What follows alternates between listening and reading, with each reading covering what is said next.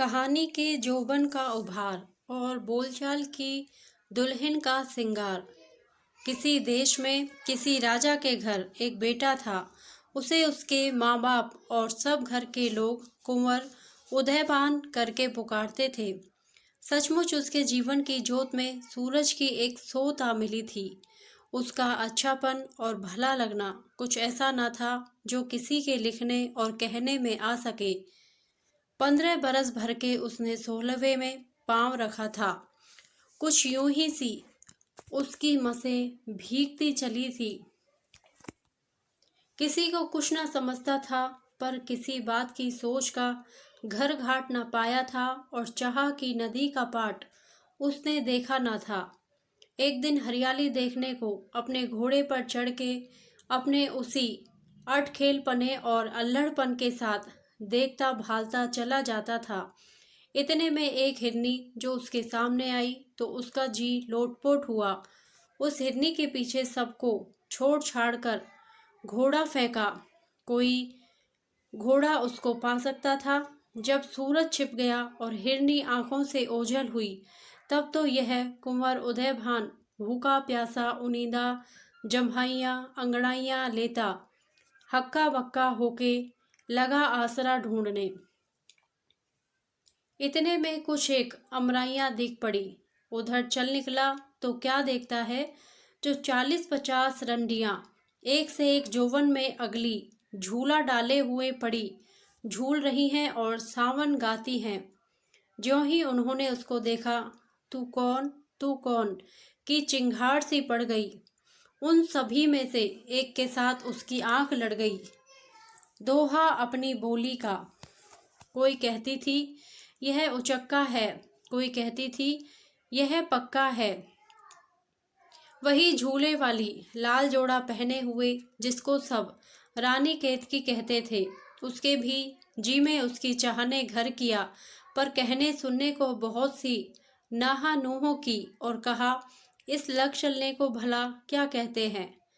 हक ना धक जो तुम झट से टपक पड़े, यह ना जाना जो यहाँ रंडियां अपनी झूल रही हैं। अजी तुम जो इस रूप के साथ इस डब बेधड़क चले आए हो, ठंडी ठंडी छां चले जाओ। तब कुंवर जी ने जी मसोस के मलीला खा के कहा, इतनी रुखाइयाँ ना कीजिए। मैं सारे दिन का थका हुआ एक पेड़ की छांव में ओस का बचाव करके पड़ रहूंगा। बड़े तड़के धुंधलके में उठकर जिधर को मुंह पड़ेगा चला जाऊंगा। कुछ किसी का लेता देता नहीं। एक हिरनी के पीछे सब लोगों को छोड़ छाड़ कर घोड़ा फेंका था। जब तलक उजियाला रहा उसी के ध्यान में था। जब अंधेरा छा गया और जी बहुत घबरा गया, इन अमराइयों का आसरा ढूंढकर यहाँ चला आया हूँ। कुछ रोक टोक तो इतनी ना थी जो माथा ठनक जाता और रुका रहता, सिर उठाए हाँफता हुआ चला आया। क्या जानता था जो पद्मिनियाँ यहाँ पड़ी झूलती पेंगे चढ़ा रही हैं, पर यों बदी थी बरसों मैं भी झूला करूँगा। यह बात सुनकर वह जो लाल जोड़े वाली सबकी सिर धरी थी, उसने कहा, ना जी, बोलियां ठोलियां ना मारो। इनको कह दो जहाँ जी चाहे अपने पड़े रहें और जो कुछ खाने को मांगे सो इन्हें पहुँचा दो। घर आए को आज तक किसी ने मार नहीं डाला। इनके मुंह का डौल, गाल तमतमाए और होठ पड़पड़ाए और घोड़े का हाँफना और जी का कांपना, घबराहट और थर्राहट और ठंडी सांसें भरना, निढाल होकर गिरे पड़े रहना इनको सच्चा करता है। बात बनाई हुई और सचोटी की कोई छिपती है, पर हमारे इनके बीच कुछ ओट सी कपड़े लत्ते की कर दो। इतना आसरा पाके सबसे परे कोने में जो 5-7 छोटे छोटे पौधे से थे, उनकी छाँव में कुंवर उदयभान ने अपना बिछौना किया और कुछ सिराने धर के चाहता था कि सो रहे, पर नींद कोई चाहत की लगावट में आती थी। पड़ा पड़ा अपने जी से बातें कर रहा था। इतने में क्या होता है जो रात साए साए बोलने लगी और साथ वालियां सब सो रही। रानी केतकी ने अपनी सहेली मदन बान को जगाकर यों कहा, अरे ओ तूने कुछ सुना है? मेरा जी उस पर आ गया और किसी डॉल से थम नहीं सकता। तू सब मेरे भेदों को जानती है। अब जो होनी हो सो हो। सिर रहता रहे जाता जाए। मैं उसके पास जाती हूँ, तू मेरे साथ चल। पर तेरे पाँव पड़ती हूँ, कोई सुनने ना पाए। अरे यह मेरा जोड़ा मेरे और उसके बनाने वाले ने मिला दिया। मैं इसलिए जैसे इन अमरियों में आई थी। रानी केतकी मदनमान का हाथ पकड़े हुए वहां आ पहुंचती है जहां कुंवर उदयभान लेटे हुए को सोच में पड़े पड़े बड़बड़ा रहे थे। मदनभान आगे बढ़ के कहने लगी, तुम्हें अकेला जान के रानी जी आप आई हैं। कुंवर उदयभान यह सुनकर उठ बैठे और यह कहा, क्यों ना हो, जी को जी से मिलाप है। कुंवर और रानी तो दोनों चुपचाप बैठे थे, पर मदनवान दोनों को गुदगुदा रही थी। होते होते अपनी बीती सबने खोली। रानी का पता यह खुला, राजा जगत प्रकाश की बेटी है और उनकी माँ रानी कामलता कहलाती है। उनको उनके माँ बाप ने कह दिया है 1 महीने पीछे अमरियों में जाके झूल आया करो। सो आज वही दिन है जो तुमसे मुठभेड़ हो गई। बहुत महाराजों के कुंवरों की बातें आई, पर किसी पर इनका ध्यान न चढ़ा। तुम्हारे धन्य भाग जो तुम्हारे पास सबसे छुपके मैं जो उनके लड़कपन की गोइया हूँ मुझे साथ अपने लेके आई है। अब तुम अपनी कहानी कहो कि तुम किस देश के कौन हो। उन्होंने कहा, मेरा बाप राजा सूरजभान और माँ रानी लक्ष्मीवास है।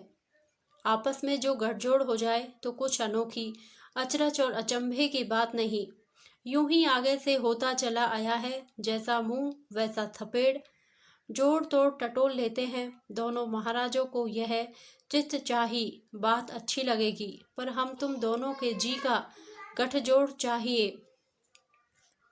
इसमें मदनवान बोल उठी, सो तो हुआ, अपनी अपनी अंगूठियां हेर फेर कर लो और आपस में लिखोटे अभी लिख दो, फिर कुछ हिचर मिचर ना रहे। कुंवर उदयभान ने अपनी अंगूठी रानी केतकी को पहना दी और रानी ने भी अपनी अंगूठी कुंवर की उंगली में डाल दी और एक धीमी सी चुटकी भी ले ली। इसमें मदन बाल बोल उठी, जो सच पूछो तो इतनी भी बहुत हुई। इतना बढ़ चलना अच्छा नहीं। मेरे सिर चोट है, अब उठ चलो और इनको सोने दो, और रोए तो पड़े रोने दो। बातचीत तो ठीक हो चुकी। पिछले पहर से रानी तो अपनी सहेलियों को लेके जिधर से आई थी उधर को चली गई और कुंवर उदयभान अपने घोड़े की पीठ लगाकर अपने लोगों से मिलकर अपने घर पहुंचे। कुंवर जी का अनूप रूप क्या कहूँ, कुछ कहने में नहीं आता। न खाना न पीना, न मग चलना, न किसी से कुछ कहना न सुनना। जिस ध्यान में थे उसी में गुथे रहना और घड़ी घड़ी कुछ सोच सोच कर सिर धुनना। होते होते इस बात की चर्चा लोगों में फैल गई। किसी ने महाराज और महारानी से कहा, दाल में कुछ काला है। वह कुंवर उदयभान जिससे तुम्हारे घर का उजाला है, इन दिनों कुछ उसके बुरे तेवर और बेडौल आंखें दिखाई देती हैं। घर से बाहर तो पांव नहीं धरता। घर वालियां जो किसी डॉल से कभी बहलाती हैं तो और कुछ नहीं करता। एक ऊंची सांस लेता है। जो बहुत किसी ने छेड़ा तो छपर खट कर जाके अपना मुंह लपेट के 8-8 आंसू पड़ा रोता है। यह सुनते ही माँ बाप दोनों कुंवर के पास दौड़े आए, गले लगाया, मुंह चूमा, पांवों पर बेटे के गिर पड़े, हाथ जोड़े और कहा, जो अपने जी की बात है सो कहते क्यों नहीं? क्या दुखड़ा है जो पड़े पड़े कहराते हो? राजपाट जिसको चाहो दे डालो, कहो तो क्या चाहते हो? तुम्हारा जी क्यों नहीं लगता? भला वह क्या जो नहीं हो सकता? मुंह से बोलो, जी को खोलो, और जो कहने में कुछ सोच करते हो तो अभी लिख भेजो। जो कुछ लिखोगे ज्यों की त्यों करने में आवेगी। जो तुम कहो कुएं में गिर पड़ो तो हम दोनों अभी कुएं में गिर पड़ते हैं। जो कहो सिर काट डालो तो सिर अभी काट डालते हैं। कुंवर उदयभान जो बोलते ही ना थे, उन्होंने लिख भेजने का आश्रय पाके इतना बोले, अच्छा, आप सिधारिए, मैं लिख भेजता हूँ, पर मेरे उस लिखने को मेरे मुंह पर किसी ढब से ना लाना, नहीं तो मैं बहुत लजियाऊंगा। इसलिए तो मुख बात हो के मैंने कुछ ना कहा और यह लिख भेजा। अब जो मेरा जी नथों पर आ गया और किसी ढब से ना रहा गया, और आपने मुझे 100 रूप से खोला और बहुत सा टटोला, तब तो लाज छोड़ के, हाथ जोड़ के, मुंह फाड़ के, घिघिया के यह लिखता हूँ। चाह के हाथों किसी को सुख नहीं, है भला वह कौन जिसको दुख नहीं। उस दिन जो मैं हरियाली देखने को गया था, वहाँ जो मेरे सामने एक हिरनी कनौतियाँ उठाए हुए आ गई थी, उसके पीछे मैंने घोड़ा बग छूट फेंका था। जब तक उजियाली रही उसी की धुन में भटका किया। जब अंधेरा हो गया और सूरज डूबा, तब जी मेरा बहुत उबा। सुहानी सी अमरिया ताक के मैं उनमें गया, तो उन अमरियों का पत्ता पत्ता मेरे जी का गाहक हुआ। वहाँ का यह सोहला है, कुछ रंडियां झूला डाले झूल रही थी। उन सब की सिर धरी कोई रानी केत की, महाराजा जगत प्रकाश की बेटी है। उन्होंने यह अंगूठी अपनी मुझे दी और मेरी अंगूठी उन्होंने ले ली और लिखौट भी लिख दी। सो यह अंगूठी उनकी लिखौट समेत मेरे लिखे हुए के साथ पहुंचती है। आप पढ़ लीजिए, जिसमें बेटे का जी रह जाए वह कीजिए। महाराज और महारानी ने अपने बेटे के लिखे हुए पर सोने के पानी से यूं लिखा। हम दोनों ने इस अंगूठी और लिखौट को अपनी आंखों से मला। अब तुम जी में कुछ कूड़ो पचो मत। जो रानी केतकी के माँ बाप तुम्हारी बात मानते हैं, तो हमारे समधी और समदिन हैं। दोनों राजा एक हो जाएंगे, और कुछ ना नू ठहरेगी तो जिस डोल से बन आवेगा, ढाल तलवार के बल तुम्हारी दुल्हन हम तुमसे मिला देंगे। आज से उदास मत रहा करो। खेलो कूदो, बोलो चालो, आनंद करो। हम अच्छी घड़ी शुभ मुहूर्त सोच के तुम्हारे ससुराल में किसी ब्राह्मण को भेजते हैं, जो बातचीत चाही ठीक कर लावे। ब्राह्मण जो शुभ घड़ी देख कर हड़बड़ी से गया था, उस पर बड़ी कड़ी पड़ी। सुनते ही रानी केतकी के बाप ने कहा, उनके हमारे नाता नहीं होने का। उनके बाप दादे हमारे बाप दादों के आगे सदा हाथ जोड़कर बातें किया करते थे, और दो टूक जो तेवरी चढ़ी देखते बहुत डरते थे। क्या हुआ जो अब वह बढ़ गए, ऊंचे पर चढ़ गए। जिनके माथे हम बाएं पांव के अंगूठे से टीका लगावें, वह महाराजाओं का राजा हो जावे। किसका मुंह जो यह बात हमारे मुंह पर लाए। ब्राह्मण ने जल भुन के कहा, अगले भी ऐसे ही कुछ विचारे हुए हैं और भरी सभा में यही कहते थे। हमें उनमें कुछ गोद की तो मेल नहीं, पर कुंवर की हट से कुछ हमारी नहीं चलती। नहीं तो ऐसी ओछी बातें कब हमारे मुंह से निकलती। यह सुनते ही उन महाराज ने ब्राह्मण के सिर पर फूलों की छड़ी फेंक मारी और कहा, जो ब्राह्मण की हत्या का धड़का ना होता तो तुझको अभी चक्की में डलवा डालता। इसको ले जाओ और एक अंधेरी कोठरी में मूंद रखो। जो इस ब्राह्मण पर बीती, सो सब कुंवर उदय भान के माँ बाप ने सुनते ही लड़ने की ठान अपना ठाठ बांध कर दल बादल जैसे घिर आते हैं चढ़ आया। जब दोनों महाराजाओं में लड़ाई होने लगी, रानी केतकी सावन भादो के रूप से रोने लगी और दोनों के जी पर यह आ गई, यह कैसी चाहत है जिसमें लहू बरसने लगे और अच्छी बातों को जी तरसने लगे। कुंवर ने चुपके से यह कहला भेजा, अब मेरा कलेजा टुकड़े टुकड़े हुए जाता है। दोनों महाराजाओं को आपस में लड़ने दो। किसी डोल से जो हो सके तो तुम मुझे अपने पास बुला लो। हम तुम दोनों मिलके किसी और देश निकल चलें। जो होनी हो सो हो, सिर रहता रहे जाता जाए। एक मालिन, जिसको फूल कली कहकर सब पुकारते थे, उसने उस कंवर की चिट्ठी किसी फूल की पंखड़ी में लपेट लपेट के रानी केतकी तक पहुंचा दी। रानी ने उस चिट्ठी से आंखें अपनी मली और मालिन को एक थाल भर के मोती दिए और उस चिट्ठी की पीठ पर अपने मुंह की पीक से यह लिखा, ए मेरे जी के गाहक, जो तू मुझे बोटी बोटी कर चील कौवों को दे डाले तो भी मेरी आंखें चैन कलेजे सुख हो, पर यह बात भाग चलने की अच्छी नहीं। इसमें एक बाप दादे की चिट लग जाती है, और जब तक माँ बाप जैसा कुछ होता चला आया है उसी डोल से बेटे बेटी को किसी पर पटक ना मारे और सिर से किसी के चेपक ना दे, तब तक यह है एक जो तो क्या, जो करोड़ जी जाते रहें, कोई बात हमें जो रुचती नहीं।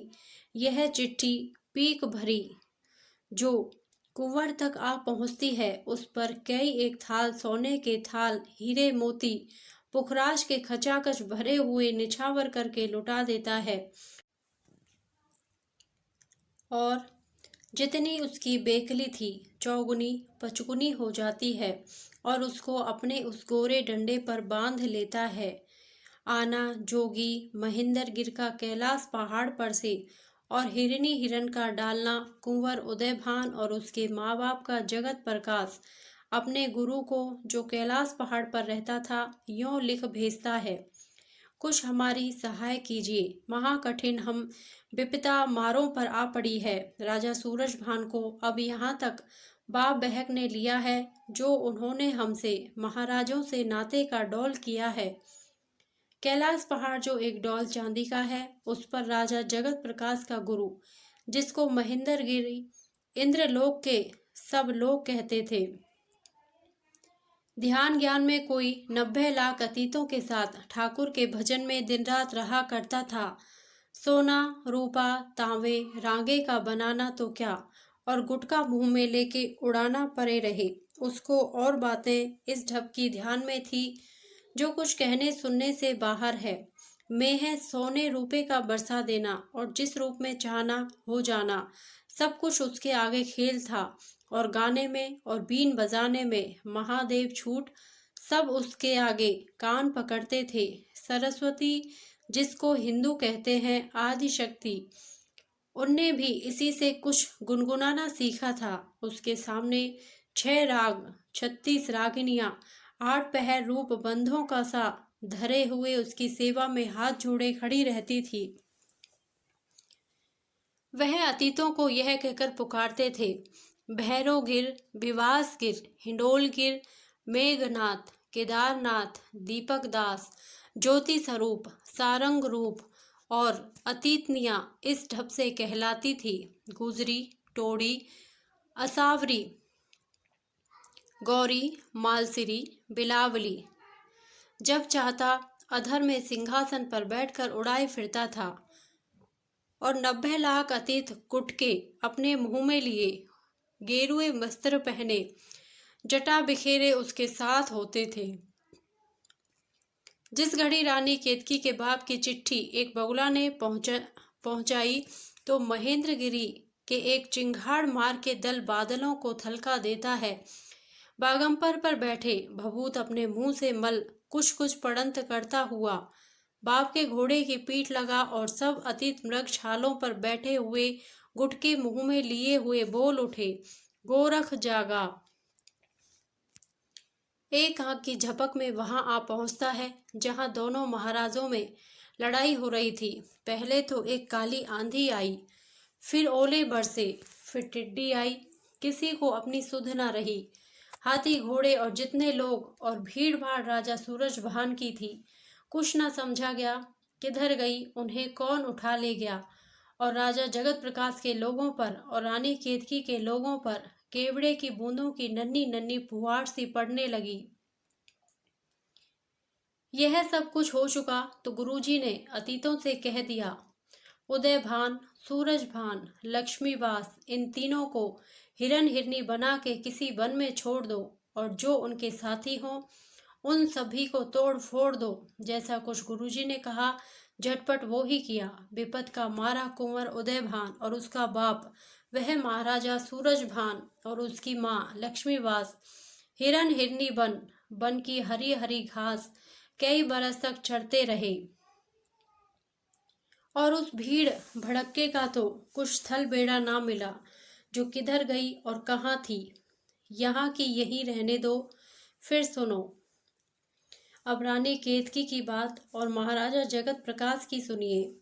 उनके घर का घर गुरुजी के पांव पर गिरा और सबने सिर झुकाकर कहा, महाराज, यह आपने बड़ा काम किया, हम सबको रख दिया। जो आज आप ना पहुंचते तो क्या रहा था। सब ने मर मिटने की ठान ली थी। हम पापियों से कुछ ना चलेगी, यह जान ली थी। राजपाट सब हमारा आप निछावर करके जिसको चाहिए दे डालिए। हम सबको अतीत बना के अपने साथ लीजिए। राज हमसे नहीं थम सकता। सूरजभान के हाथ से आपने बचाया। कोई उनका चचा चंद्रभान चढ़ावेगा तो क्यों कर बचना होगा। अपने आप में तो सकत नहीं, फिर ऐसे राज का फिटे मुंह कहाँ तक आपको सताया करेंगे। यह सुनकर जोगी महेंद्र गिर ने कहा, तुम हमारे बेटा बेटी हो, आनंद करो, दंड नाओ, सुख चैन से रहो। ऐसा वह कौन है जो तुम्हें आंख भरकर और ढब से देख सके। यह बागंबर और यह भभूत हमने तुम्हें दिया। आगे जो कुछ ऐसी गाड़ पड़े तो बाघंबर में से एक रोंगटा तोड़कर आग पर धर के फूंक दीजियो। वह रोंगटा फूंकने ना पावेगा जो हम आन पहुँचेंगे। रहा भभूत सो इसलिए है जो कोई चाहे अंजन करे वह सब कुछ देखे और उसे कोई ना देखे जो चाहे करे। गुरु महेंद्र गिरी जिन पांव पूजिए और धन महाराज कहिए, उनसे तो कुछ छिपाव न था। महाराज जगत प्रकाश उनको मोर्शल करते हुए रानियों के पास ले गए। सोने रूपे के फूल, हीरे मोती गोद भर भर सबने निछावर किए और माथे रगड़े। उन्होंने सबकी पीठें ठोकी। रानी केतकी ने भी दंडवत किया, पर जी हाँ जी में बहुत सी गुरुजी को गालियां दी। गुरुजी 7 दिन 7 रातें यहाँ रह के जगत प्रकाश को सिंहासन पर बैठाकर अपने उस बाघंबर पर बैठकर उसी डोल से कैलाश पर आधम के राजा जगत प्रकाश अपने अगले ढब से राज करने लगा। रानी केतकी का मदन बान के आगे रोना और पिछली बातों का ध्यान करके जी से हाथ धोना अपनी बोली की दोहों में। रानी को बहुत सी बेकली थी, कग सूझती कुछ बुरी भली थी। चुपके चुपके कराती थी, जीना अपना न चाहती थी। कहती थी कभी, अरे मदन बान है 8 पर मुझे वही ध्यान। यूं प्यास किसे भला किसे भूख, देखूं वही फिर हरे हरे रूख। टपके का डर है अब यह कहिए, चाहत का घर है अब यह कहिए।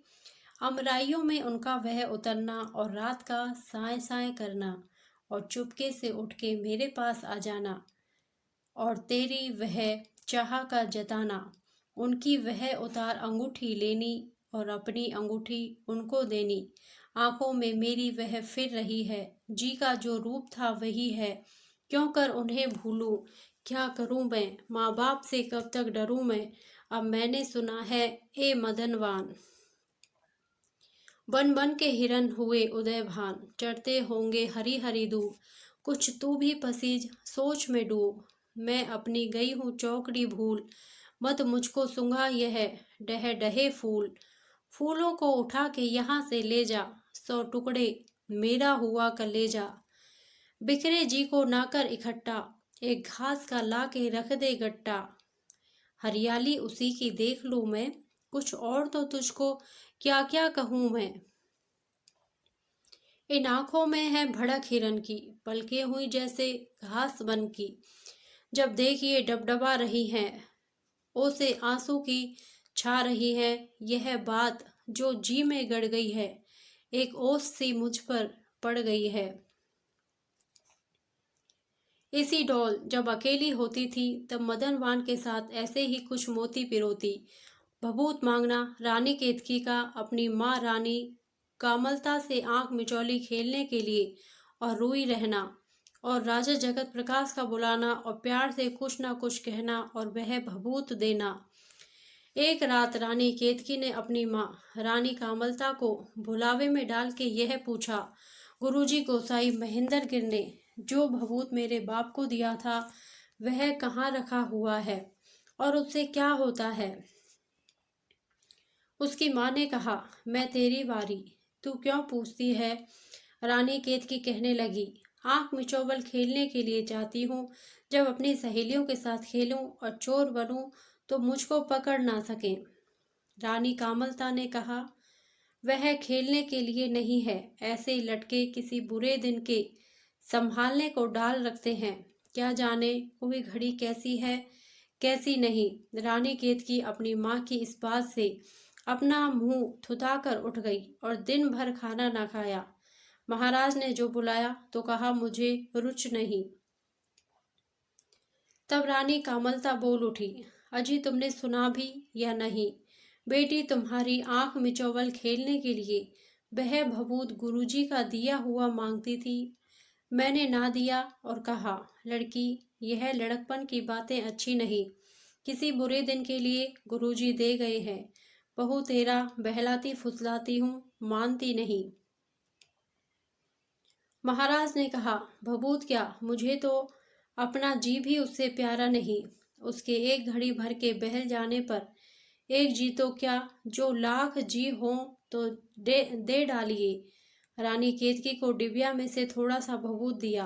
कई दिन तलक भी आंख मिचौबल अपने माँ बाप के सामने सहेलियों के साथ खेलती, सबको हंसाती रही। जो 100 थाल मोतियों के निछावर किए, क्या कहूँ, एक चूहल थी जो कहिए तो करोड़ों पोथियों में ज्यों की त्यों न आ सके। रानी केतकी का चाहत से बेकल हो फिरना और मदन बान का साथ देने से नहीं करना। एक रात रानी केतकी उसी ध्यान में मदन बान से कह उठी, अब मैं निगोड़ी लाज से कूट करती हूँ, तू मेरा साथ दे।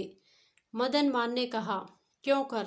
रानी केतकी ने वह भभूत को लेना उसे जताया और यह सुनाया, यह सब आंख मिचोवल की चूहल मैंने इसी दिन के लिए कर रखी थी। मदन बान बोली, मेरा कलेजा थरथराने लगा। यह माना जो तुमने अपनी आंखों में इस भभूत का अंजन कर लोगी और मेरे भी लगा दोगी तो हमें तुम्हें कोई ना देखेगा और हम तुम सबको देखेंगे, पर ऐसी हम कहाँ जी चले हैं। जो जोबन साथ लिए बन बन भटका करें और हिरनों के सींगों में दोनों हाथ डाल के लटका करें, और जिसके लिए यह सब कुछ है सो वह कहाँ और होवे तो क्या जाने। जो रानी केतकी है और यह मदनवान निगोड़ी नोची खसोटी उनकी सहेली है।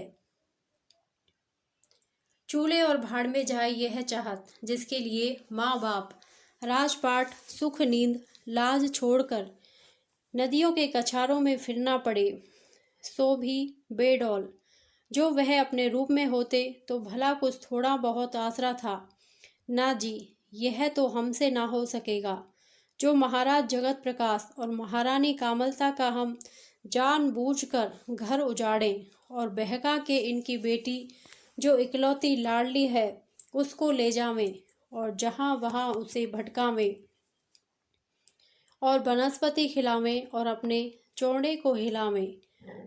उस दिन तुम्हें यह बूझ न आई जब तुम्हारे और उसके माँ बाप में लड़ाई हो रही थी। उनने उस मालिन के हाथ तुम्हें लिख भेजा था, भाग चले। तब तो अपने मुंह की पीक से उस चिट्ठी की पीठ पर जो लिखा था सो क्या भूल गई हो? तब तो वह ताप भाव दिखाया था। अब जो वह कुंवर उदयभान और उसके माँ बाप तीनों जने बन बन के हिरन हिरनी बने हुए क्या जाने किधर होंगे कि उनके ध्यान पर वह कर बैठिए जो किसी ने तुम्हारे घराने भर में नहीं किया। इस बात पर माटी डाल दो, नहीं तो बहुत पछताओगी, अपना किया पाओगी। मुझसे तो कुछ ना हो सकेगा। तुम्हारी कुछ अच्छी बात होती तो जीते जी मेरे मुंह से ना निकलती, पर यह बात मेरे पेट में नहीं पच सकती। तुम अभी अल्लड़ हो, तुमने अभी कुछ देखा नहीं। जो इसी बात पर सचमुच ढला देखूंगी तो तुम्हारे माँ बाप से कहकर यह भभूत जो वह मुवा निगोड़ा भूत मुचंदर का पूत अवधूत दे गया है, हाथ मुड़ोड़वा के छिनवा लूंगी। रानी केतकी ने यह रुखाइयाँ मदन बान की सुनकर हंसकर टाल दिया और कहा, जिसका जी हाथ में ना हो उसे ऐसी लाखों सोचती है, पर कहने और करने में बहुत सा फेर है। भला यह कोई अंधेर है जो मैं माँ बाप को छोड़ हिरनों के पीछे पड़ी दौड़ती और कामचल मारती फिरूं। पर अरी, तू बड़ी बावली चिड़िया है जो तूने यह बात ठीक ठीक कर जान ली और मुझसे लड़ने लगी। रानी केतकी का बभूत आंखों में लगाकर घर से बाहर निकल जाना और सब छोटे बड़ों का तिल मिलाना। 10-15 दिन पीछे एक दिन रानी केतकी बिन कहे मदन बान के वह बभूत आंखों में लगाकर घर से बाहर निकल गई। कुछ कहने में नहीं आता जो माँ बाप पर हुई। सबने यह बात ठहरा दी। गुरुजी ने कुछ समझकर रानी केतकी को अपने पास बुला लिया होगा। महाराजा जगत प्रकाश और महारानी कामलता राजपाट सब कुछ इस वियोग में छोड़ छाड़ के पहाड़ की चोटी पर जा बैठे और किसी को अपने लोगों में से राज थामने के लिए छोड़ गए। जब मदन बान ने वह सब बातें खोली, रानी केतकी के माँ बाप ले सह कहा, अरे मदन बान, जो तू भी उसके साथ होती तो कुछ हमारा जी ठहरता। अब जो वह तुझे ले जाए तो तू कुछ हचर पचर ना कीजो, उनके साथ ही लीजो। जितना भभूत है तू अपने पास रख, हम कहाँ इस राख को चूल्हे में डालेंगे। गुरुजी ने तो दोनों राजों का खोज खोया। कुंवर उदयभान और उसके माँ बाप कुठौर रहे और जगत प्रकाश और कामलता को यूं तलपट किया। भभूत ना होता तो ये बातें काहे को सामने आती।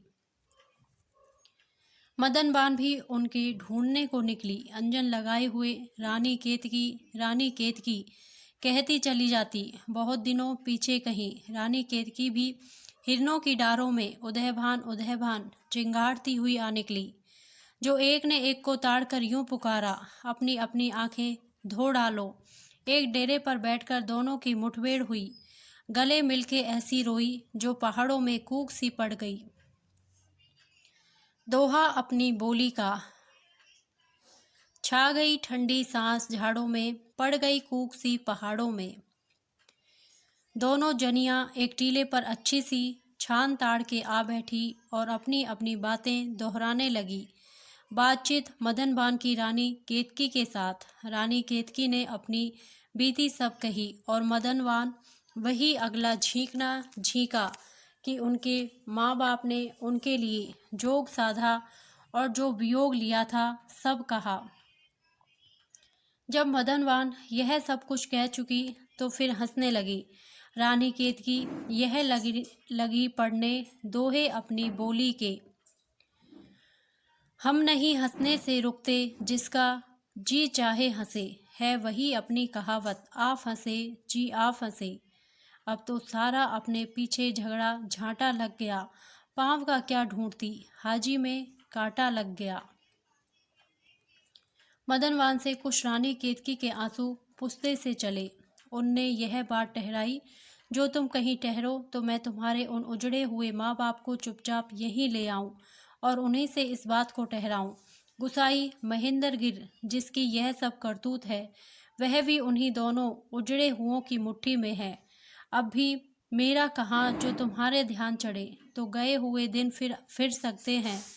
फिर तुम्हारे कुछ भावे नहीं, हम क्या पड़े वक्ती हैं। मैं इस पर बीड़ा उठाती हूँ। बहुत दिनों रानी केतकी ने उस पर अच्छा कहा और मदन बान को अपने माँ बाप के पास भेजा और चिट्ठी अपने हाथों से लिख भेजी, जो आपसे कुछ हो सके तो उस जोगी से ठहरा के आवें। महाराजा और महारानी के पास मदनवान का फिर आना और चितचाही बात सुनना। मदनवान रानी केतकी को अकेला छोड़कर राजा जगत प्रकाश और रानी कामलता जिस पहाड़ पर बैठे हुए थे, वहां छठ से आदेश करके आ खड़ी होती है और कहती है, लीजिए आपका घर नए सिरे से बसा और अच्छे दिन आए।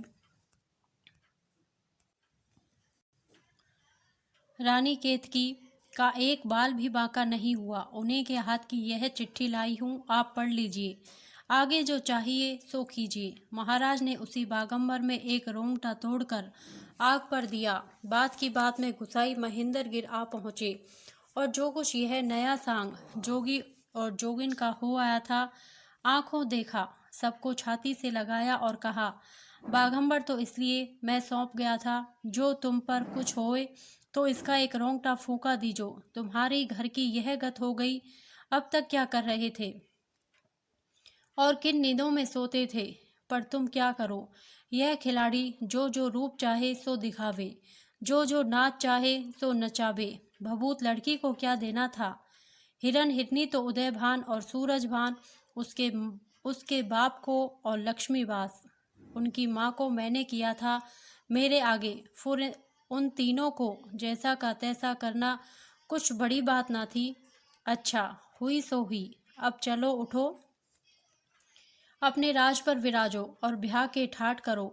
अब तुम अपनी बेटी को समेटो। कुंवर उदय भान को मैंने अपना बेटा किया, उसको लेके मैं ब्याहने चढ़ूंगा। महाराज यह बात सुनते ही अपनी राज की गद्दी पर आ बैठे और उसी घड़ी कह दिया, सारी छतों और कोठों को गाटे से मढ़ दो और सोने रूपे के रुपहले सुनहरे सहरे सब झाड़ और पहाड़ों पर बांध दो और पेड़ों में मोती की लड़ियां गूंथो और कह दो, 40 दिन रात तक जिस घर में नाच आट पहर ना रहेगा, उस घरवार वाले से मैं रूठ रहूंगा और जानूंगा यह मेरे दुख सुख का साथी नहीं। 6 महीने जब कोई चलने वाला कहीं नहीं ठहरे और रात दिन चला जाए, इस फेर में वह राज था सब कहीं यही डौल हो गया। जाना महाराज और महारानी और गुसाई महेंद्रगिर का रानी केतकी के लेने के लिए फिर गुरुजी और महाराज और महारानी मदन बान के साथ वहां आ पहुंचे, जहां रानी केतकी चुपचाप सुन खींचे हुए बैठी थी। गुरुजी ने रानी केतकी को अपनी गोद में लेकर कुंवर उदयभान का चढ़ावा दिया और कहा, लो तुम अपने माँ बाप के साथ अपने घर सिधारो। अब मैं अपने बेटे कुंवर उदयभान के लिए हुए आता हूँ।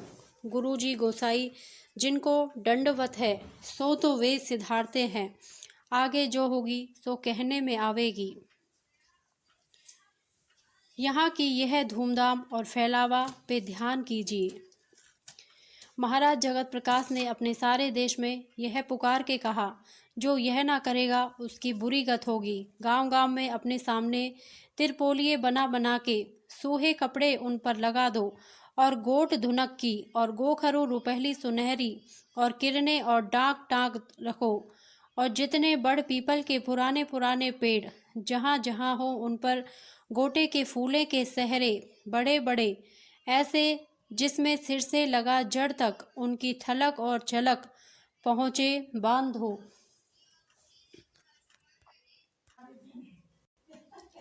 चूंकि पौधों ने रंगा के सूहे जोड़े पहने, सब पाँव में डालियों ने तोड़े पहने, बूटी बूटी ने फूल फल के गहने, जो बहुत ना थे तो थोड़े थोड़े पहने। जितने डहे डहे और हरियावल में लहे लहे पात थे, सबने अपने अपने हाथ में चही मेहंदी की सजावट के साथ जितनी समावट में समा सकी कर, और जहाँ तलक नवल व्याही दुल्हने नन्ही नन्ही फलियों की और सुहागने नई नई कलियों की जोड़े पंखुड़ियों के पहने हुई थी, सबने अपनी अपनी गोद सुहाग प्यार के फूल और फलों से भर ली। और 3 बरस का पैसा जो लोग दिया करते थे, उस राजा के राज भर में जिस जिस ढब से हुआ खेती बाड़ी करके हल जोत के और कपड़ा लत्ता बेच खोज के सो सब उनको छोड़ दिया, जो अपने घरों में बनाव के ठाट करे। और जितने राज भर में कुएं थे, खंडसालों की खंडसालें उनमें उड़ेली गई और सारे बनों में और पहाड़ तलियों में लालटेनों की झमझमाहट रातों को दिखाई देने लगी। और जितनी झीलें थी उन सब में कुसुम और टेसू और हार सिंगार पड़ गया और केसर भी थोड़ी थोड़ी घोले में आ गई। फुनगे से लगा जड़ तलक जितने झाड़ झंकाड़ों में पत्ते और पत्ती बंधी थी, उन पर रुपहले सुनहरे डाक गोंद लगा के चिपका दिए और सभी को कह दिया गया, जो सूही पगड़ी और सूहे बागे बिन कोई किसी डौल किसी रूप से ना फिरे चले। और जितने गवैये नचवैये भाण भगतिये रहसधारी और संगीत पर नाचने वाले हों, सबको कह दिया, जिस जिस गांव में जहाँ जहाँ हो, अपने अपने ठिकानों से निकलकर अच्छे अच्छे बिछौने बिछा बिछा कर गाते बजाते धूमें मचाते नाचते कूदते रहा करें।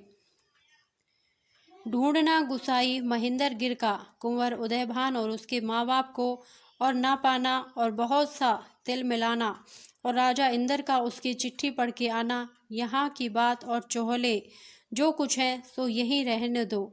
अब आगे यह सुनो जो कि महेंद्र गिर और उसके 90 लाख जतियों ने सारे बन के बन छान मारे, कहीं कुंवर उदयभान और उसके माँ बाप का ठिकाना ना लगा। तब उनने राजा इंदर के चिट्ठी लिख भेजी। उस चिट्ठी में लिखा हुआ था, उन तीनों जनों को मैंने हिरन और हिरनी कर डाला, या अब उनको ढूंढता फिरता हूँ, कहीं नहीं मिलते, और मेरी जितनी सकत थी अपने से कर चुका हूँ, और अब मेरे मुंह से निकला कुंवर उदयभान मेरा बेटा और मैं उसका बाप। उसकी ससुराल में सब ब्याह के ठाठ हो रहे हैं। अब मुझ पर निपट गाड़ है, जो तुमसे हो सके सो करो।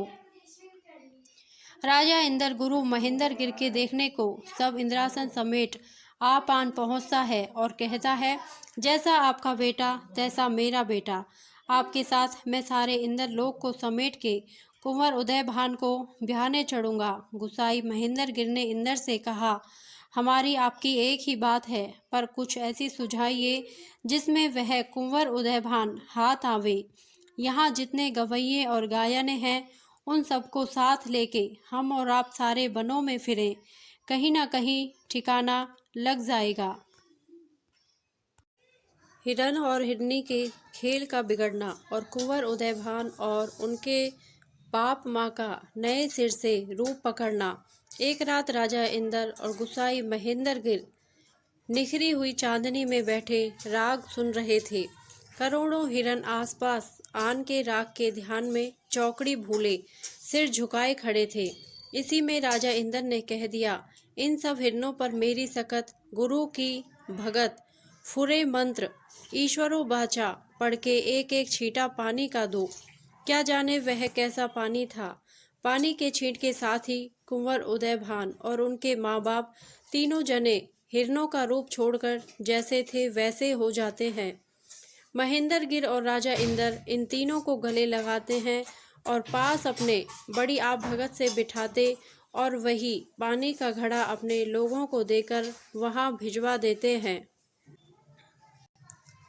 जहां सिर मुड़ाते ही ओले पड़े थे।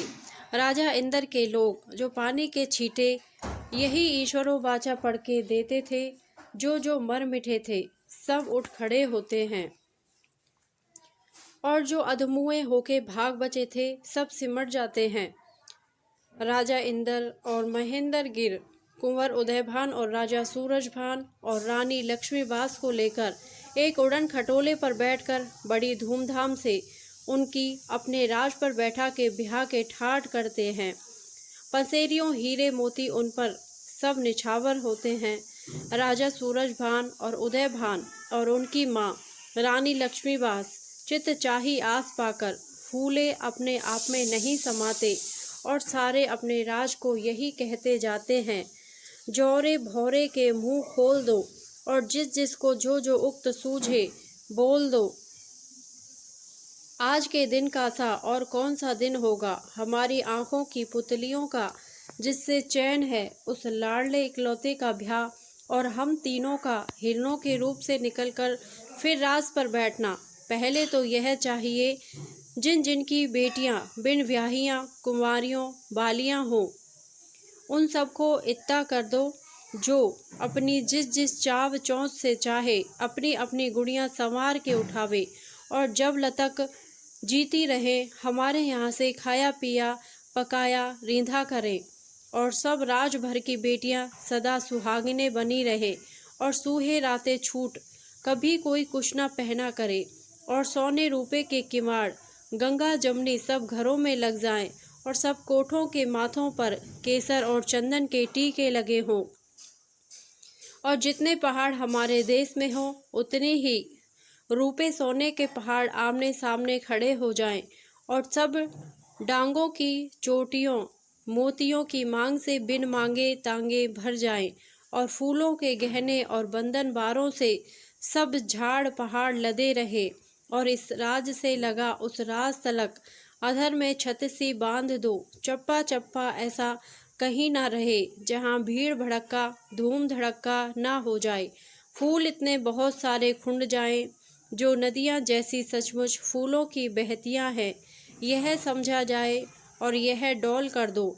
जिधर से दूल्हा को ब्याहने चढ़े सद लालड़ी और हीरे और पुखराज की इधर उधर की छुट्टियां बन जाएं और क्यारियां सी हो जाएं, जिनके बीचों बीच हो निकले, और कोई डांग और पहाड़ तली का उतार बढ़ाव ऐसा दिखाई ना दे जिसकी गोद पाखरोटों और फूल और फलों से भरी भतीली ना हो। राजा इंद्र का कुंवर उदयवान के ब्याह का ठाठ करना राजा इंद्र ने कह दिया। वह रंडियां चुलबुलियां जो अपने जौवन के मद में उड़ चलियां हैं, उनसे कह दो 16 सिंगार बाल बाल गज मोर पिरो, और अपने अपने अचरज और अचंभे के उड़न खटोलों के इस राज से लेके उस राज तलक उधर में छत सी बांध दो, पर कुछ ऐसा रूप से उड़ चलो जो उड़न खटोलों की क्यारियां और फुलवारियां सी सैकड़ों कोस तक हो जाएं, और ऊपर ही ऊपर मृदंग बीन जल तरंग भूचंग घुंघरू तबले कठथाल और सैकड़ों इस ढब के अनोखे बाजे बजते आएं, और उन क्यारियों के बीच में हीरे पुखरास अनबिंधे मोतियों के झाड़ और लालटेनों की भीड़ भाड़ की झमझमाहट दिखाई दे, और उन्हीं लालटेनों से हथफूल फूल झड़ियाँ जाही जूहियाँ कदम गेंदा चमेली इस ढब से छूटे जो देखतों की छातियों की खिमाड़ खुल जाए, और पटाखों जो उछल कूद के फूटे उनमें से हंसते सितारे और बोलते पखरूटे दुल ढुल पड़े, और जब तुमको सबको हंसी आवे तो चाहिए उस हंसी से मोतियों की लड़ियां झड़े, जो सबके सब उनको चुन चुन के राज के राजे हो जावें। डोमिनियों के रूप में सारंगियां छेड़ छेड़ सीहले गाओ, दोनों हाथ हिलाओ उंगलियां नचाओ, जो किसी ने ना सुने हो वह ताब भाव आब जाब राब चाव दिखाओ, ठुड्डियां कपकपाओ और नाक भवे तान तान भाव बताओ, कोई फूट कर रह न जाओ। ऐसा जमाव लाखों बरस में होता है। जो राजा इंद्र ने अपने मुंह से निकाला था, आँख की झपक के साथ वो ही होने लगा, और जो कुछ उन दोनों महाराजों ने इधर उधर कह दिया था, सब कुछ उसी रूप से ठीक ठाक हो गया।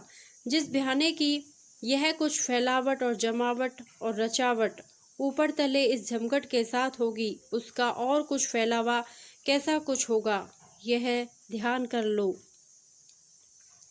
ठाठ करना गुसाई महेंद्र गिर का। जब कुंवर उदयभान को इस रूप से ब्याने चढ़े और वह बामन जो अंधेरी कोठरी में मुंदा हुआ था उसको भी साथ ले लिया और बहुत से हाथ जोड़े और कहा, ब्राह्मण देवता, हमारे कहने सुनने पर न जाओ, तुम्हारी जो रीत होती चली आई है बताते चलो। एक उड़न खटोले पर वह भी रीत बताने को साथ हुआ। राजा इंद्र और गुसाई महेंद्र गिर ऐरावत हाथी पर झूमते झामते देखते भालते सारा अखाड़ा लिए चले जाते थे। राजा सूरजभान दूल्हा के घोड़े के साथ माला जपता हुआ पैदल था। इतने में एक सन्नाटा हुआ, सब घबरा गए। इस सन्नाटे में से वह जो जोगी के 90 लाख अतीत थे, सबके सब जोगी बने हुए, सैली तागी मोतियों की लड़ियों की गलों में डाले, गातियाँ उसी ढबकी बांधे, मिर्ग छालों और बाघंबरों पर आ थिरके। लोगों के जियों में जितनी उमंगें छा रही थी वह चौगुनी पंचगुनी हो गईयाँ। सुखपाल और चंडोलों और रथों पर जितनी रानियां थी, महारानी लक्ष्मीबास के पीछे चली आती थी, सबको गुदगुदियाँ सी होने लगी। इसी में कहीं भरतरी का सांग आया, कहीं जोगी जतिया आ खड़े हुए, कहीं महादेव और पार्वती दिखाई पड़े, कहीं गोरख जागे, कहीं मुछंदर नाथ भागे, कहीं मच्छ कच्छ बारहा सम्मुख हुए, कहीं परशुराम, कहीं बामन रूप, कहीं हरिनाग सौर नरसिंह, कहीं राम लक्ष्मण और सीता सामने आए, कहीं रावण और लंका का बखेड़ा सारे का सारा दिखाई देने लगा। कहीं कन्हैया जी का जन्माष्टमी में होना और वासुदेव का गोकुल को ले जाना, उनका उस रूप से बढ़ चलना और गाये चानी और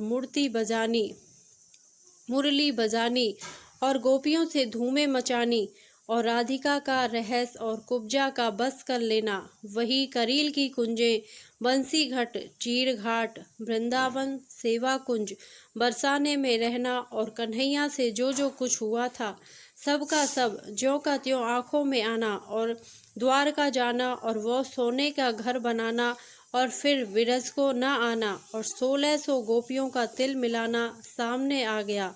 उन गोपियों में से उद्धव का हाथ पकड़ के एक गोपी के इस कहने ने सबको रुला दिया, जो इस ढब से बोल के उनके रुंधे हुए जी को खोले थी। गीत। जब छाड़ करील की कुंजन को हरिद्वार का जी माँ जाए छिए, कल धूत के घान बनाए घने, महाराजन के महाराज भये, तज मोर मुकुट अरु कामरिया, कछु और ही नाते जोर लिए, धरे रूप नए किए नेह नए, और गैया चरावन भूल गए, अच्छा पना घाटों का कोई क्या कह सके। जितने घाट दोनों राज की नदियों में थे, पक्के चांदी के वक्के से होकर लोगों को हक्का बक्का कर रहे थे। निवाड़ी, मौलिये, बजरे, लचके, मोरपंखी, सोनामुखी, श्याम सुंदर, राम सुंदर और जितनी ढब की नावें थी, सुथरे रूप में सजी सजाई, कसी कसाई, 100 लचके खाती, आती जाती, लहराती, पड़ी फिरती थी।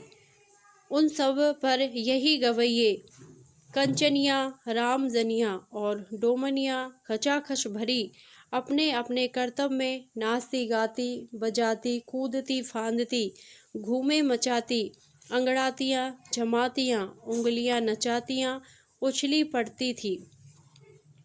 और कोई नाव ऐसी ना थी जो सोने रूपे के पत्थरों से मड़ी हुई और असावरी से ढपी हुई ना हो, और बहुत सी नावों पर हिंडोले भी उसी ढब के थे। उन पर गायनें बैठी झूलती हुई सोहले, केदारे और बागेसरी कानाडा में गा रही थी।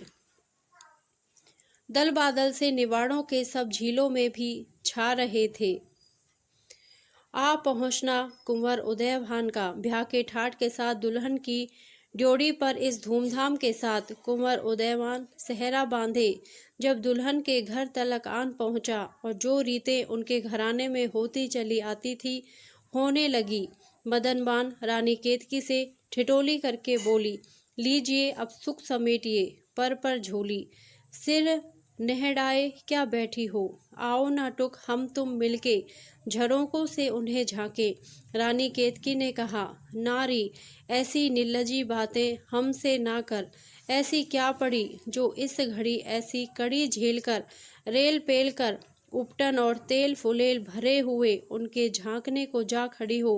मदनबान इस रुखाई को उड़न झाई की अंटियों में कर बोली, दोहे अपनी बोली के, यूं तो देखो वह छड़े जीवा छड़े जीवा छड़े, हमसे अब आने लगी है आप यूं मोहरे कड़े, न मारे बन के बन में आपने जिनके लिए वह हिरन जोबन के मद में है बने दूल्हा खड़े, तुम ना जाओ देखने को जो उन्हें कुछ बात है, ले चलेंगे आपको हम हैं इसी धुन पर अड़े, है कहावत जी को भावे और मुंडिया हिले, झांकने के ध्यान में है उनके सब छोटे बड़े। सांस ठंडी पर के रानी केतकी बोली, यह सच सब तो अच्छा कुछ हुआ, पर अब बखेड़े में पड़े, बारी फेरी होना मदन मान का, रानी केतकी पर और उसी की बास सूंघना और उनींदेपन से ऊँघना। उस घड़ी कुछ मदनवान को रानी केतकी के झांझे का जोड़ा और भीना भीना पन बास सूंघने और अंखड़ियों का लजियाना और बिखरा बिखरा जाना पता लग गया, तो रानी केतकी की बारह सूंघने लगी और अपनी आंखों को ऐसा कर लिया जैसे कोई ऊँघने लगता है। सिर से लगा पांव तक जो बारी फेरी होके तलवे सहलाने लगी, तब रानी केतकी झट से धीमी सी सिसकी लचके के साथ उठी। मदनवान बोली, मेरे हाय के टहोक में वह ही पाँवों का छाता दुख गया होगा जो हिरनों की ढूंढ ढांड में पड़ गया था। ऐसी दुखती चुटकी की चोट से महसूस कर रानी केतकी ने कहा, काटा खड़ा तो अड़ा और छाला सो पड़ा, पर निगोड़ी तू क्यों मेरी पंछाला हुई। सराहना रानी केतकी के जोबन का। रानी केतकी का भला लगना लिखने पढ़ने से बाहर है। वह दोनों भवों की खिंचावट और पुतलियों में लाज की संवावट और नोकीली पलकों की रुंधाहट और हंसी की लगावट, दंतड़ियों में मिस्सी की उदाहट और इतनी सी बात पर रुकावट से नाक और त्योरी चढ़ा लेना और सहेलियों को गालियां देना, चल निकलना और हिरनियों के सूप से करछाले मार कर परे उछलना कुछ करने में नहीं आता। सराहना कुंवर जी के जोबन का। कुंवर उदयभान के अच्छे पने का कुछ हाल निलखना किससे हो सके।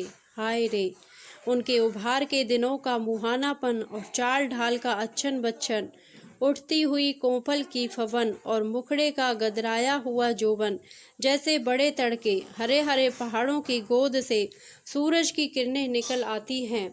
यही रूप था उनकी भीगती मसों से रस का टपका पड़ना और अपनी परछाई देखकर अकड़ना। जहाँ जहाँ छांव थी उसका डौल ठीक ठाक उसके पांवों चले जैसे धूप थी। दूल्हा उदयभान सिंहासन पे बैठा और इधर उधर राजा इंदर और जोगा महेंद्र गिर जम गए और दूल्हा का बाप अपने बेटे के पीछे माला लिए कुछ कुछ गुनगुनाने लगा और नाच लगा होने। और इधर में जो उड़न खटोले इंदर के अखाड़े के थे, सब के सब उसी रूप से छत बांधे हुए थिरका करे। महारानियां दोनों समाधिने समधिने इनके आपस में मिलियां चलियां और देखने दाखने को कोठों पर चंदन के किवाड़ों के आड़ तलों में आ बैठियां। साग संगीत मढ़ताल रहेप होने लगा। जितने राग और रागनियां थी, यमन कल्याण, सुध कल्याण, लाजवंती, कानड़ा, खंडाच, सोहनी, परज, विहाग, सोहरट, कालिंगड़ा, भैरवी, खट ललित, भैरव रूप पकड़े हुए सचमुच के जैसे गाने वाले होते हैं, उसी रूप से अपने अपने समय पर गाने लगे और गाने लगियां। उस नाच का जो भाव ताप रचावट के साथ हुआ, किसका मुंह जो कह सके। जितने महाराजा जगत प्रकाश के सुख चैन के घर थे, माधव विलास, रसधाम, किशन निवास, मच्छी भवन, सबके सब लपे से लपेटे और सच्चे मोतियों के झालर अपनी अपनी गांठ में समेटे हुए एक भवन के साथ मतवालों के रूप से सूम झूम बैठने वालों के मुंह चूम रहे थे। बीचों बीच उन सब घरों के आरसी घाम बनाया था, जिसकी छत और किवाड़ और आंगन में आरसी छुट, कहीं लकड़ी ईंट पत्थर की फुट एक उंगली के पौरे भर न थी। चांदनी का जोड़ा पहने हुए 14वीं रात जब घड़ी एक रह गई, तब रानी केतकी सी दुल्हन को उसी आरसी भवन में बिठाकर दूल्हा को बुला भेजा। कुंवर उदयभान कन्हैया बना हुआ था, सिर पर मुकुट धरे, सेहरा बांधे, उसी तड़ापे और जमघट के साथ चांद सा मुखड़ा लिए जा पहुंचा। जिस जिस ढप से ब्राह्मण और पंडित कहते गए और जो जो महाराजों में रीतें होती चली आती थी, उसी डौल से उसी रूप से सावरी गठजोड़ा सब कुछ हो लिया, दोहे अपनी बोली के। जब उदयभान और रानी केतकी दोनों मिले, आस के जो फूल कुम्हलाए हुए थे फिर खिले, चैन होता हीन न था। जिस एक को उस एक बिन रहने सहने सो लगे, आपस में अपने दिन रात। एक खिलाड़ी यह बहुत सा कुछ नहीं थोड़ा हुआ, आन कर आपस में जो दोनों का गठ जोड़ा हुआ। चाह के डूबे हुए ए मेरे दाता सब तिरे, दिन फिरे जैसे उन्हीं के वैसे सबके दिन फिरे। वह उड़न खटोले वालियां जो अधर में छत बांधे हुए थिरक रही थी, भर भर झोलियां और मुट्ठियां हीरे मोतियों से निछावर करने के लिए उतर आई और उड़न खटोले ज्यों के त्यों अधर में छत बांधे खड़े रहे। दूल्हा दुल्हन पर से 7 वारी फेरे होने में पिस पिस गईयां और उन सबों को एक चक्की सी लग गईयां। राजा इंद्र ने दुल्हन की मुंह दिखाई में एक हीरे का एक डाल झपरखट और एक पेड़ी पुखराज की दी और एक पारिजात का पौधा जिससे जो फल मांगिए सो ही मिले दुल्हन के सामने लगा दिया और एक कामधेनु गाय की पठिया बछिया भी उसके नीचे बांधी और 21 लौंडियां उड़ी उड़ल खटोले वालियों में से चुन के अच्छी से अच्छी सुथरी से सुथरी गाती बजातियां सीती पिरोतियां सुघड़ से सुघड़ सौंपी और उन्हें कह दिया, रानी केतकी छूट उनके दूल्हा से कुछ बातचीत रखियो, तुम्हारे कान पहले ही मरोड़े देता हूँ, नहीं तो सबको सब पत्थर की मूर्तें बन जाओगी और अपना किया पाप पावोगी। और गुसाई महेंद्र गिर जी ने 52 तोले पावरत्ती जिसे कहते हैं और सुनते हैं उसके 21 मटके आगे रखे और कहा, यह भी एक खेल है, जब चाहिए तो बहुत सा तांबा गला के एक इतनी सी चुटकी छोड़ दीजिए, कंचन हो जाएगा। और जोगी जी ने यह सभी से कह दिया, जो लोग उनके ब्याह में जागे हैं उनके घरों में 40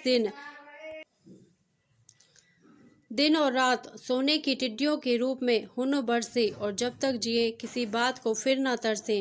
9,99,000 गायें सोने रूपे के सिंगोरियों की जड़ाऊ गहना पहने हुए घुंघरू झंझनातियाँ बामनों को दान हुई और 7 बरस का पैसा सारे राज को छोड़ दिया गया। 2200 हाथी और 3600 ऊँट रुपयों के तोड़े लदे हुए लुटा दिए। कोई उस भीड़ भाड़ में दोनों राज का रहने वाला ऐसा ना रहा जिसको घोड़ा जोड़ा रुपयों का तोड़ा सोने के जड़ाऊ कड़ों की जोड़ी ना मिली हो।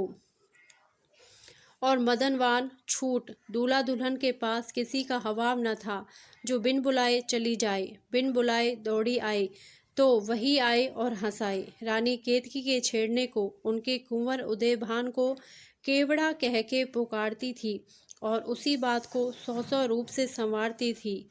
दोहे अपनी बोली के घर बसा जिस रात उन्हों का, तब मदनवान उस पड़ी, कह गई दूल्हा दुल्हन को ऐसी 100 बातें कड़ी। बास पाकर केवड़े की केतकी को भी जी खिला, सच है इन दोनों जनों की अब किसी की क्या पड़ी। क्या ने आई लाज कुछ अपने पराये की, अजी थी अभी उस बात की ऐसी भला क्या हवाड़ी। मुस्कुराकर तब दुल्हन ने अपने घूंघट से कहा, मोंगरा सा हो कोई खोले जो तेरी गुल झड़ी, जी में आता है तेरे होठों को मल डालूं अभी, बिलवे ए रंडी तेरे दांतों की मिस्सी की धड़ी। धन्यवाद। यदि आपको यह कहानी अच्छी लगी हो तो प्लीज़ मेरे वीडियो को लाइक करें, शेयर करें और मेरे चैनल को सब्सक्राइब करें। Thank you.